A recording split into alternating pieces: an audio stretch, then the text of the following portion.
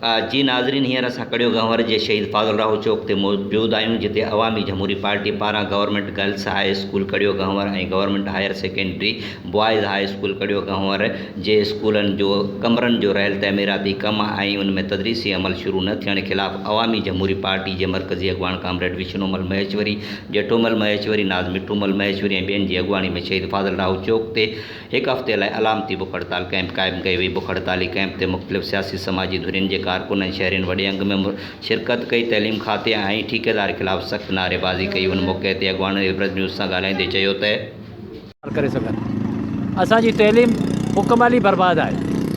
नियाणियुनि जो high school कोन्हे, 5 सालनि खां बिल्डिंग नथी ठहे। ठेकेदार ऐं इंजीनियर मिली भगत सां 40 करोड़ जी बजट खाई विया आहिनि। पोइ धाड़े लाइ उन जे ख़िलाफ़ एक्शन थियणु खपे। कड़ियो गंवर कॉलेज जेको हायर सेकेंडरी स्कूल 2-5-6 साल खां ठही चुको आहे, समूरनि शहरनि जी मदद सां जेका जदोजहद कईसूं उहो ठही चुको आहे।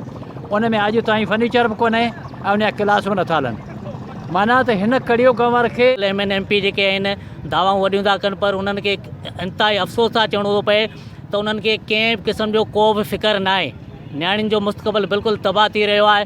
असां उहो दर्द खणी असां निगरान सरकार खे ऐं ज़िले जूं तालीमी अख़्तियारियूं जेके आहिनि उन्हनि समूरनि खे इहो चऊं था त महिरबानी करे ख़ुदा पंहिंजे नसलनि ते, पंहिंजे सिंध ते, पंहिंजी धरती ते रहम खाई असांजे कड़े गंवर शहर जा जेके 2 तालीमी इशू जेके आहिनि, कड़ियो गंवर कॉलेज ऐं गर्ल्स नियाणी जो स्कूल जेको मसइलो आहे उहो फ़ौरन हल कयो वञे। जेकॾहिं हल न कयो वियो त असांजी पुरअमन जेका एहतिजाजी जेका जिदोजहद आहे इहा इंतिहाई ॾुगो सिलसिलो अख़्तियार करे सघे थी।